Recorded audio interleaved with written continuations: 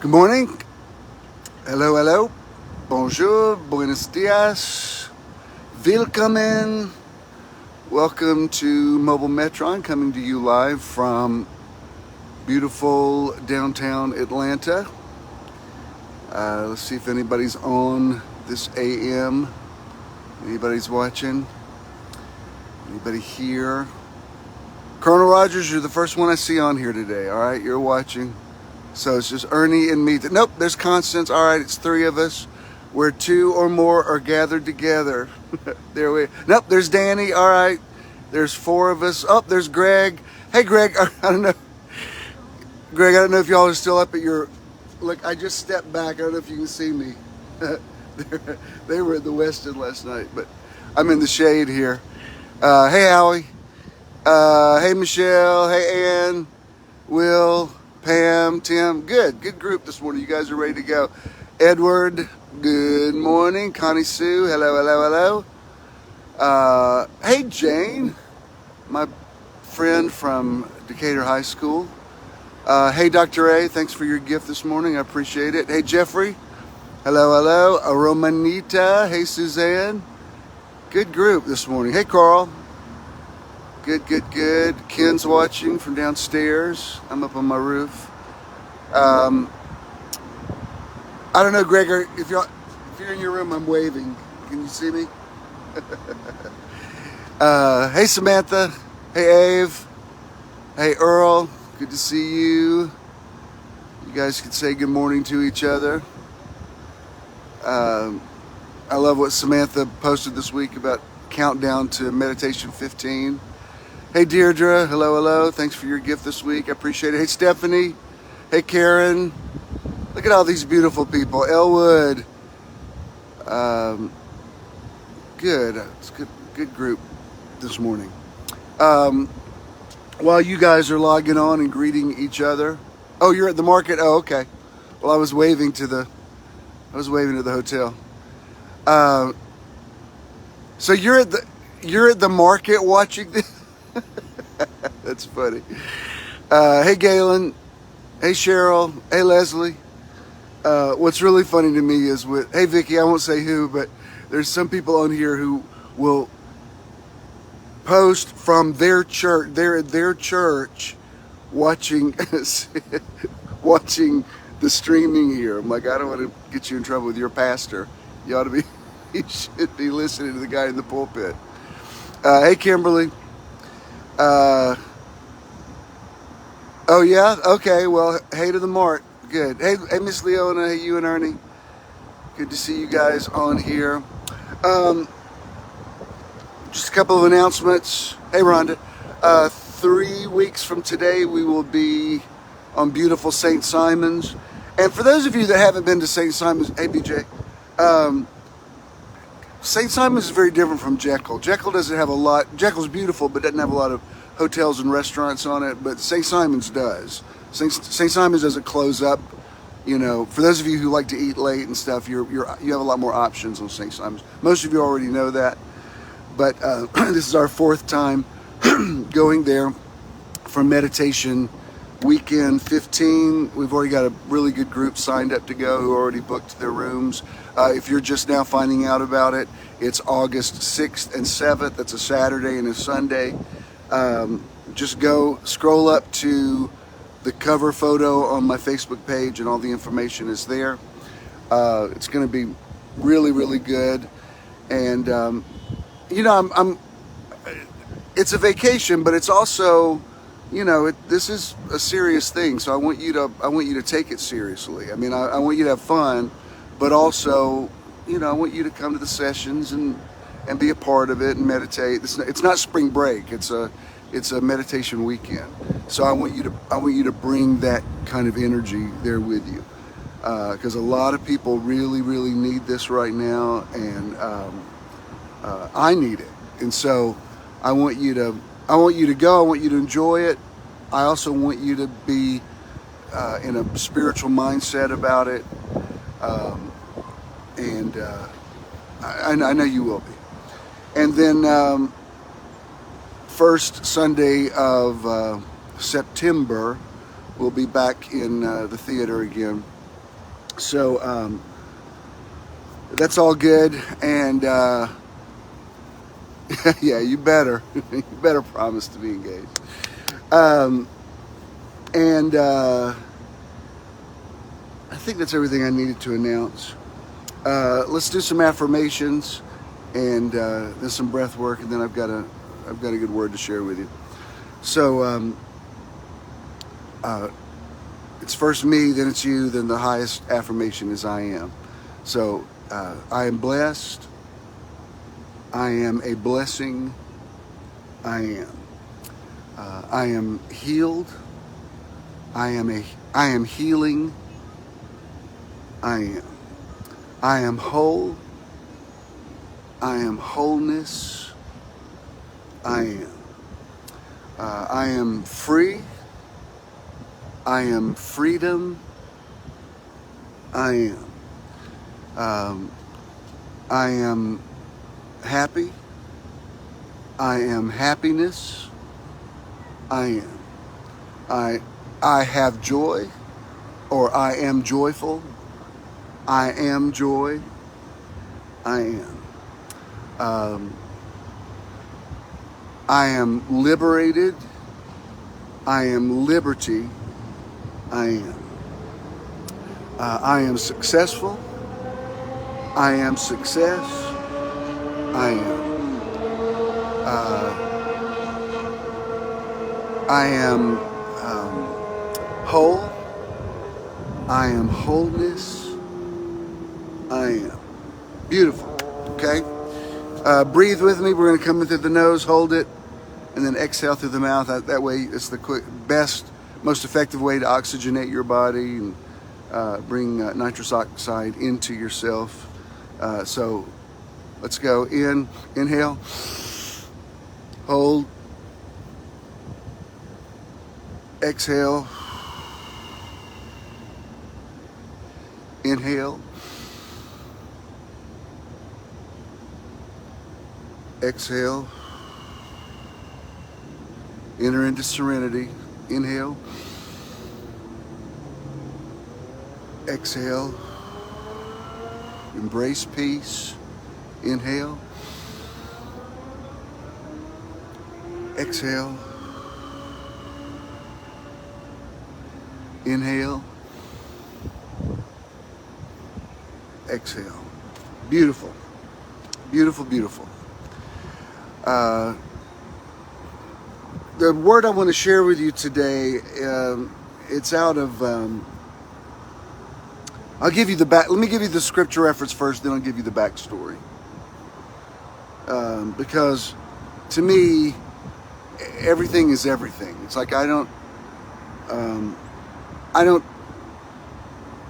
preach a sermon. I've never been even aspired to be a preacher, or even really a teacher. I'm not even sure I'm a teacher. Teaching's a part of what I do, but to me,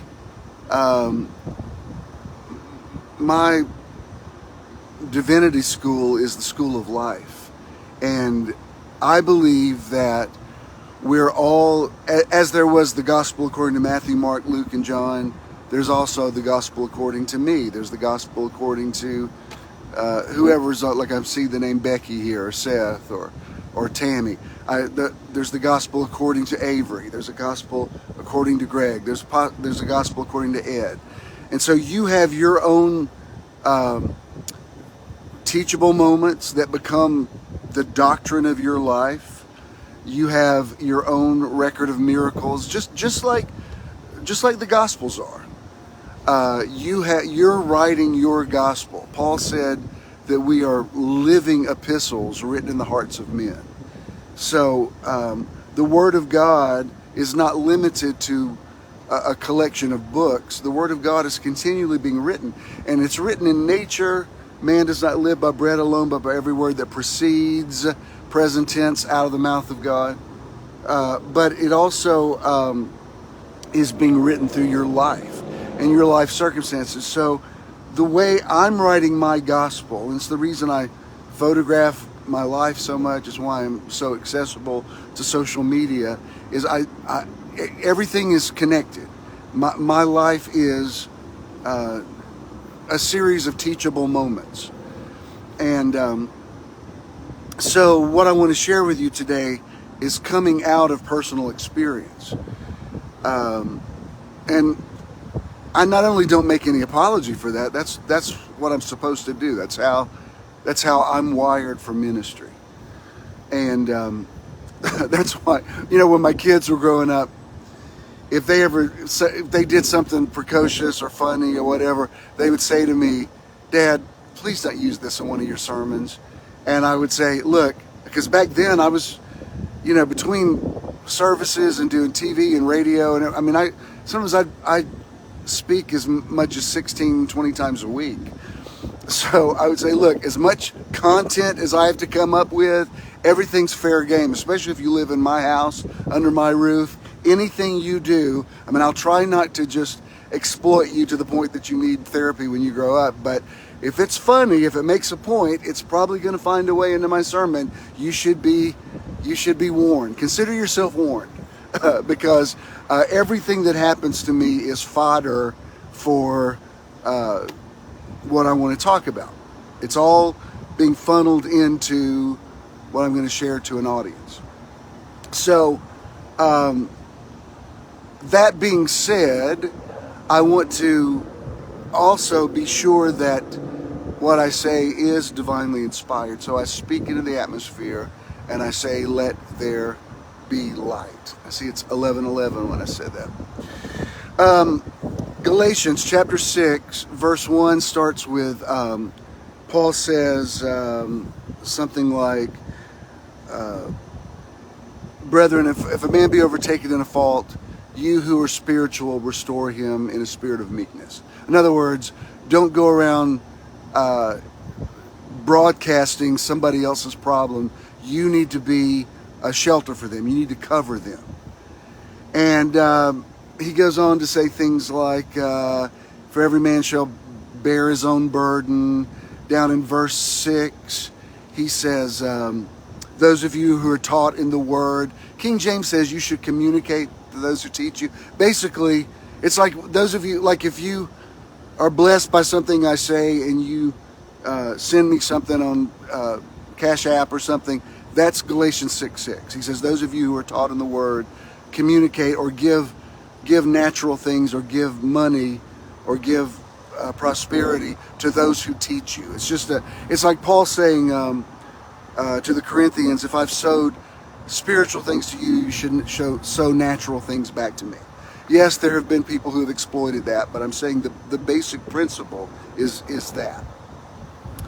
That's why sometimes if I or somebody else ministers something that really resonates with you, there's something very powerful about giving an offering back, like as soon as those words are spoken. It's like buying into it. It's like adding your agreement to, that's my word. I'm buying stock in that word. Okay, so that's what he's saying. And then once he opens up about communication, which again, it's Elizabethan English for the exchange of funds.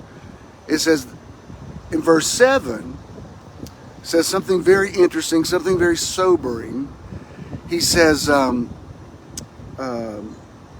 "Be not deceived, God is not mocked, for whatever a man sows, that shall he also reap." The Amplified Bible says, "That and that only shall he reap."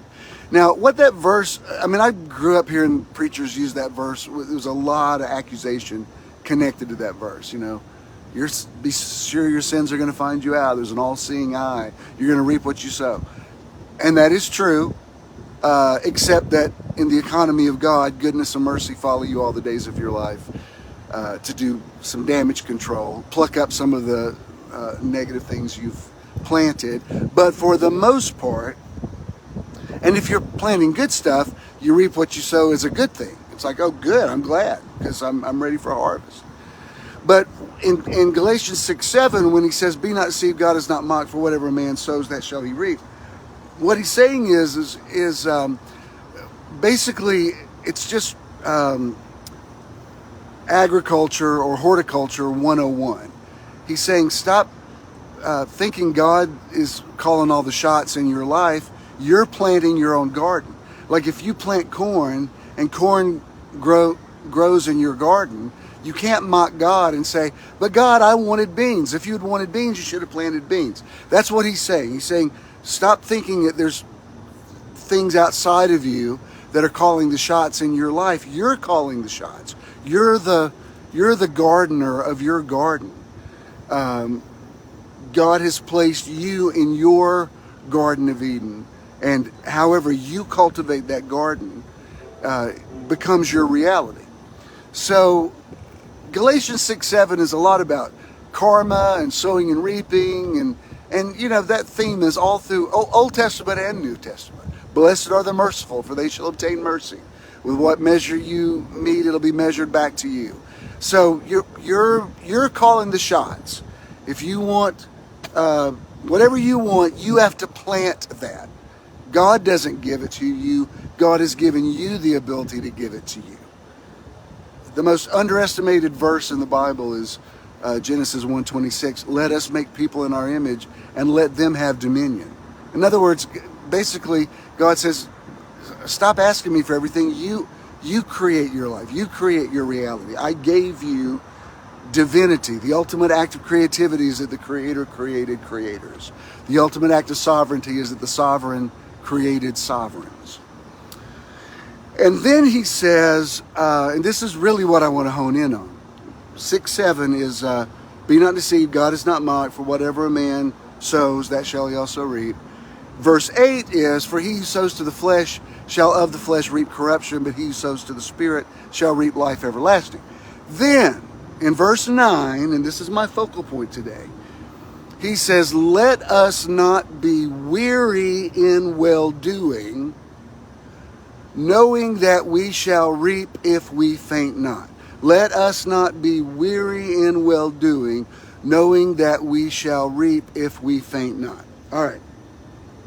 So earlier this week, I went to I posted about this. It was kind of a challenging week. I'd lost two close people to me, Das and my friend Jeff, who were both basically my age. They're in my age group. And I did my friend Jeff's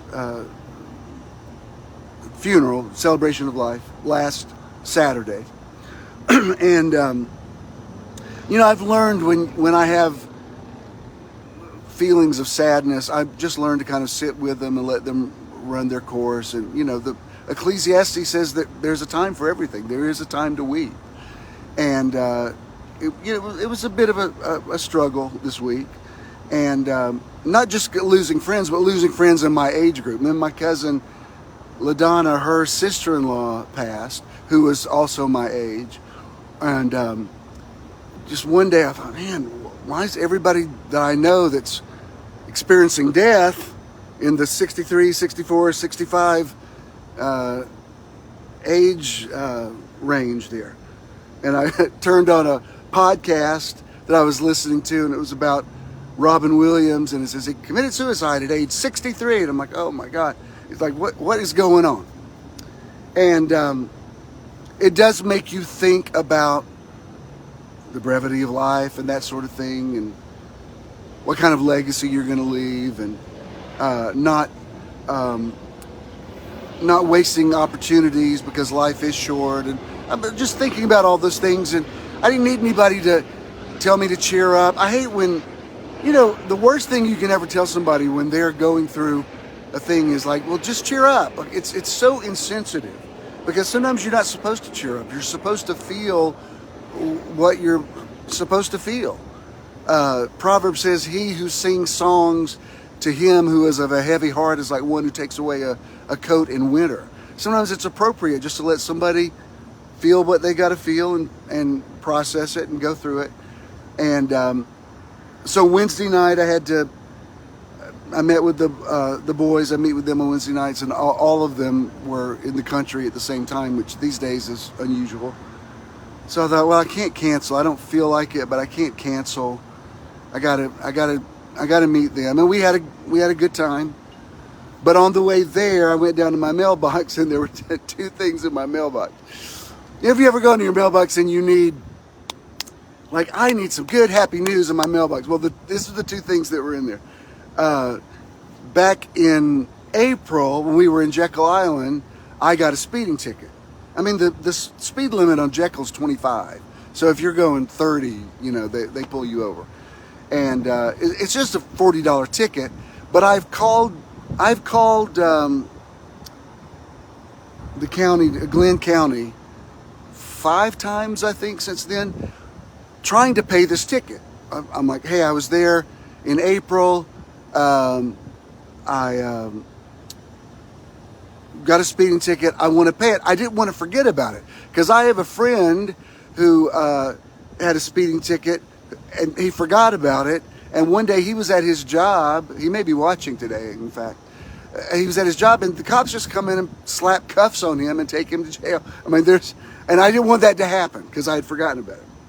So every time I call them, they say, our system is down. We can't do it. We can't do it online. Well, I have to do everything online. I don't even have checks. I pay everything online. I don't mail stuff. I don't even know what postage costs. Once in a while, I'll have to go to the post office.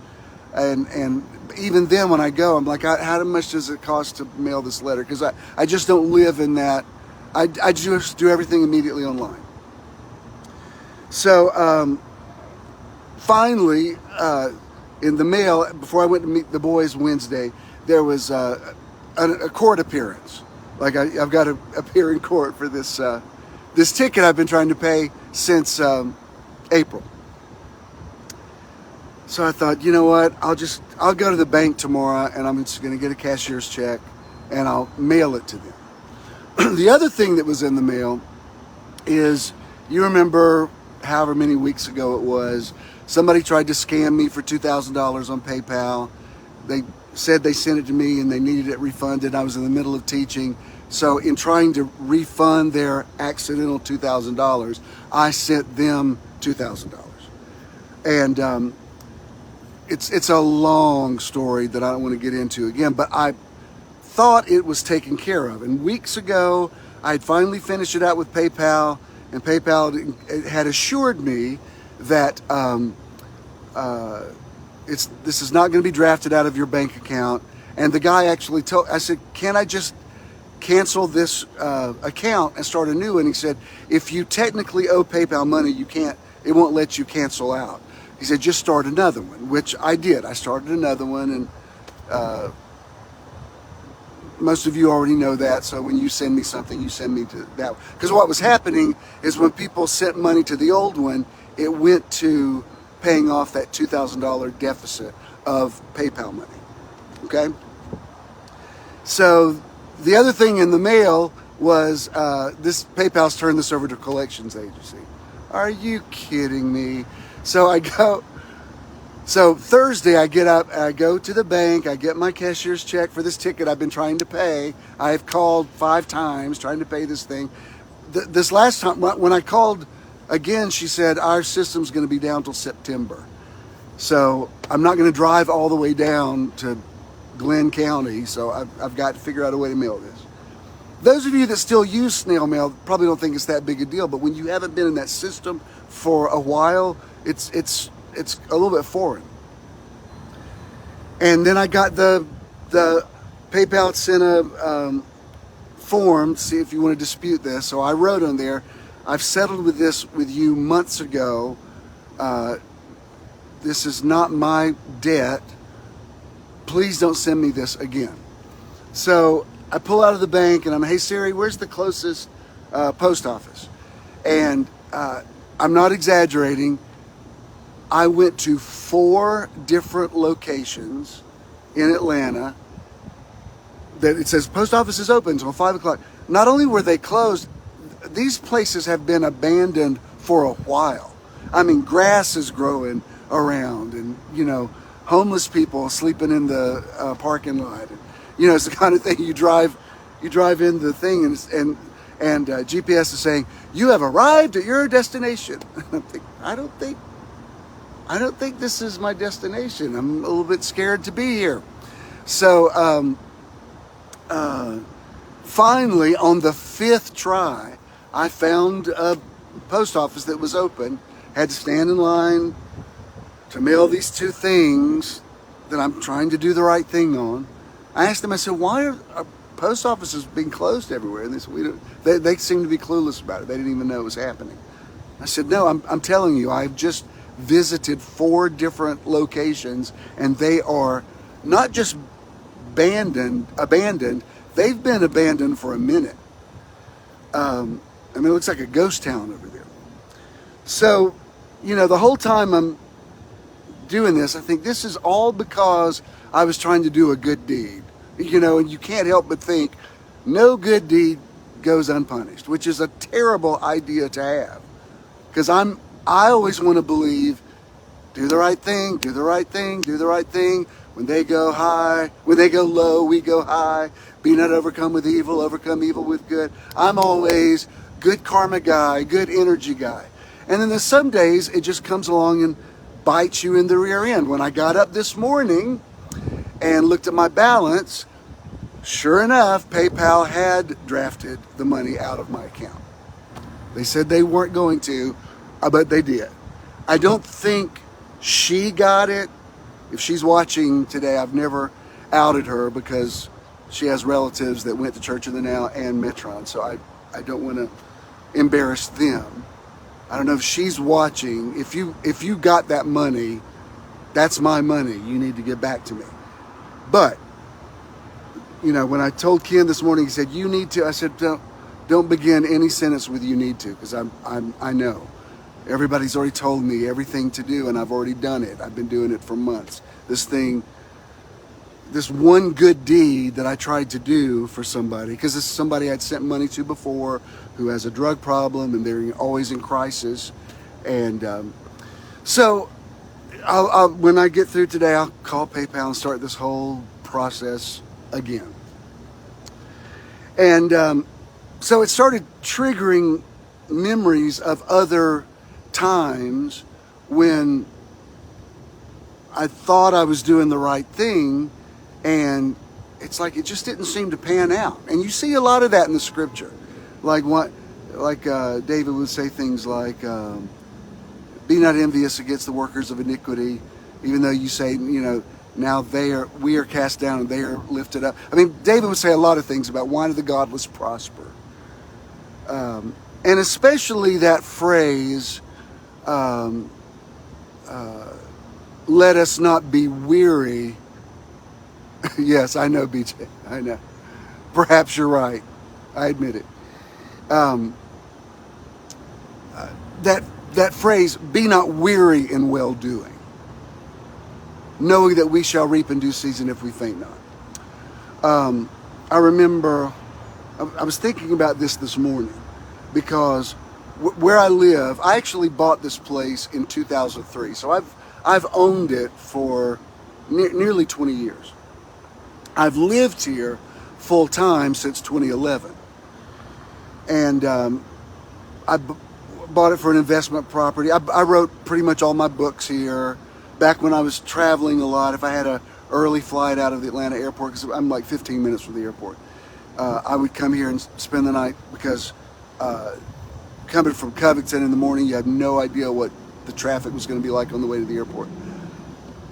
And so because I wasn't here a lot, sometimes somebody would park in my parking space. You only have one assigned. My unit only has one assigned parking space. Like Ken rents a parking space from a flight attendant who doesn't have a car and pays a monthly fee to her. But one day I was coming in from an early flight, and I had an appointment in Atlanta like in 3 hours. So there was no point in driving all the way back out to Conyers and then back down here. So I thought, you know what, I'll just go by the loft, I'll check the mail, and I'll take a nap, and then it'll be time for my meeting. So when I got here, someone was parked in my spot. Now, the normal procedure, if somebody parks in your spot, is you call the concierge, and they call a towing company, and they tow the car. They just sort of have a no tolerance. They just they don't play with parking down here because parking is so scarce and limited that there's just no other places to park. There's no other places to put your car. So that day I came in and there was a car there. So I called the concierge. I said, look, I'm an owner here, but I don't live here full time. Somebody's parked in my space. Can you just contact them and have them move?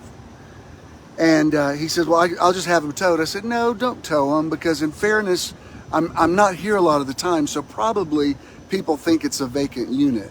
So I don't want to do that. I don't want to tow somebody, because I got towed here before, and let me tell you, where the towing company is for this building, it's like people from the hood don't even go there. Like, you tell people you're going to that neighborhood, even like crack dealers are like, whoa, I don't know, we don't go down there. I mean, it's like going into the abyss. And Ken and I both have been towed there, so we're very careful about playing by the rules. And I don't remember why I was towed there, but I was years ago. Anyway, so I told the guy, I said, no, don't, because he tried to contact whoever it was and couldn't get him to answer the thing. So I said, don't tow him, just find me a place to park, because I'm only going to be here a couple of hours. Just find me a place to park that I'm sure is secure. You're not going to tow me, and maybe put a note on their car. But I don't want to put somebody, I've already been through that, what it's like to go to that horrible place. I don't want to put somebody through that. So he says, okay, that's fine. So he puts a note on there, and he shows me a place to park. I said, now you sure I'm safe here? You're not going to tow me? He said, no. I've made a mark on my note about it. Okay, fine. So I go take a nap thinking, I'm such a good guy. I could have had that guy towed, but I didn't, because I send out good energy. So I wake up and I think, oh, I gotta go to my meeting. So come walking out, sure enough, they have towed me. And I was so angry because I had gone to such extra lengths to make sure I didn't inconvenience the person who was parked in my spot of my place that I own. I mean, I'm not a renter here. I'm a homeowner. I bought this place. And it just messed with my head. I missed my appointment. It just started off this whole series of negative things that day.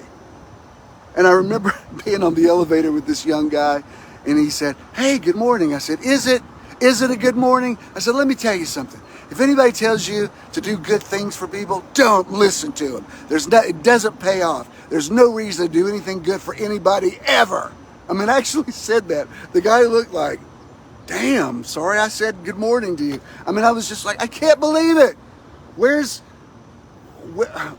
the payoff for the mercy I showed this guy? Where's my mercy? Where's the blessed are the merciful, for they shall obtain mercy? And then, other stories I know of, like when I came out, a bishop who I knew was a closeted gay man just said horrible things about me in the press.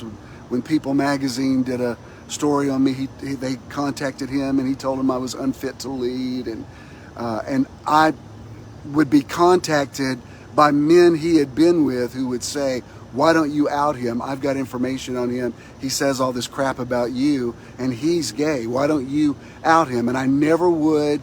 Somebody that he'd had an affair with called me one time and wanted to do he said, I want to do a tell-all book about him. And I talked him out of it. I said, don't do that. I said, I whatever his issues are. I mean, he even went to Conyers and tried to start a church for the people who had left my church, and just bad stuff. And I always covered him. I never outed him. When people would call me and say, I've been with him, why don't you just let me quote you, and I would say, no, don't do it.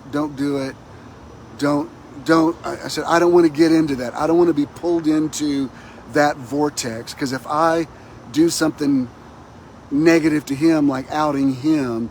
I'm going to become like him, and I don't want to be like him. There's such a dark side to church politics. I don't want to get sucked into that, the way he's capitalized on my situation. And then, sometime later, he committed suicide, shot himself. And, when I went to his funeral, I remember thinking, I'm so happy I didn't out him. I could have. I passed up so many opportunities, but I didn't do it. I'm so glad I'm not sitting here thinking maybe he killed himself because, what I did. So I believe in taking the high road, Romans 12:19, being not overcome with evil, but overcome evil with good, blah, blah, blah. And then there's the whole thing about living downtown. Greg and Michael are downtown doing something at the Mart today, which is just, I'm looking at it right now. It's just right over there. And so we met them for dinner last night. We walked down here and I showed them my loft. And Greg was saying, he said, wow, there's some really interesting people that live downtown. I said, yeah, it's a different world. It is. And even yesterday, when we were driving in, Ken and I went to lunch somewhere and we were driving in, there's a guy standing in the parking lot asking, in my building. He's got a story. Everybody's got a story about, and I rolled down the window. He needed money. I said, I don't have any cash on me, which I didn't. I said, all I've got's a debit card. And I've been taken advantage of in some stories. Like one night, Ken and Jonah and I were at Atlantic Station for some reason. I guess we were seeing a movie. And this girl comes up to us, she's crying, and she's been kicked out of her apartment, and her boyfriend's after her, and he's gonna do her harm, and she's telling us this story. We're all crying. I end up just giving her all the cash I had, which was a good bit of cash at the time. And I said, please get yourself to a shelter and get safe. 2 minutes later, we walk into Starbucks there, and she comes walking by on a cell phone, smoking a cigarette, just laughing as hard as she can. And I said, gentlemen, I think we've been duped. And so I hear a lot of stories. One night, Ken and I were coming out of Eats on Ponce de Leon, and a guy comes up and he tells me this story, asking for some money. I said, you already told me this story, and I've already given you money. He said, no, I haven't. I said, yeah, Thursday night, last week on Peachtree Street, we were taking a walk, and you told me this exact same story about just getting out of prison. And so he turned around, and because he was busted, he walked away. And I hate getting to the point where I'm so cynical that everybody that comes up with a story, I'm like, shut up! You're just another user, another taker. I don't want to become that guy. And this morning when I'm looking at PayPal, taking $2,000 away from me that I was trying to do something nice for somebody who was lying to me. It's a scam thing she does where she says she's accidentally sent you money. Please refund it. And by the time you refund it, she's already canceled it so that it looks like you're sending her the money. And, I'm just, at this point, I'm so weary with it. I'm like, I just believe it's going to work out. And that's why this scripture today is really strong in my spirit, where he says, be not weary in well-doing. When you've been the good guy in situation after situation after situation, not thinking you're perfect, but you've really tried to do the right thing, and you've really tried to help people. And when things don't work out, you're like, what the hell? What's that about? Like, why is that guy always the jerk? He's always the criminal. He's always the user. And he seems to keep getting away with it. How is this possible? And people, people believe what they want to believe about a situation. Like I was watching some of the January 6th trial. Well, I've watched every minute of it, actually. And one of these guys that was in the, I don't know if it was Proud Boys or Oath Keepers, one of the white supremacist groups that was involved in the insurrection.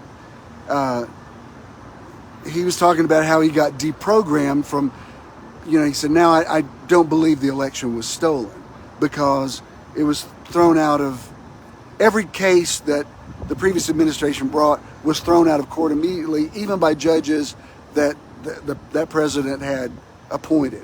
There's no, whether you like Joe Biden or not, has nothing to do with whether you like him or whether he's doing a good job or gas prices or whatever. If he's the devil, the fact is he was duly elected. That's just undisputed. And the insurrection was totally based on a lie.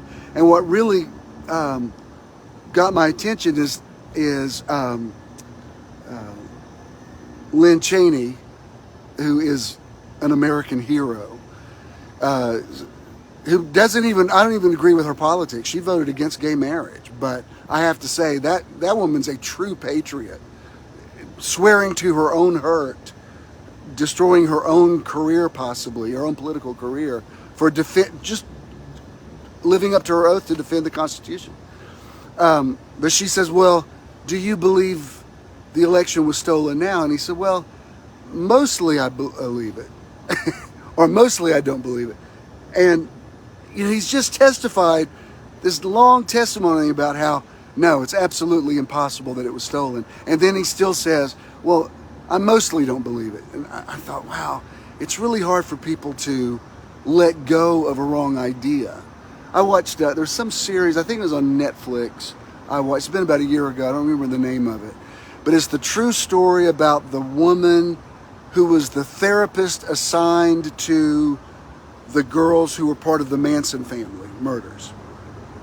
They were in prison for life, but they were assigned a therapist to help them stop believing the lie of Charles Manson. And they would, little by little, she would deprogram them and take them through, explaining to them, like, look, your life has been destroyed because of this one crazy drug addict that you believed. And so they would you would see it would dawn on them like, oh, wow, we really have been deceived. And then she'd come in the next day and they'd say, Charlie says when the New World Order comes, we're going to sprout wings and become unicorns.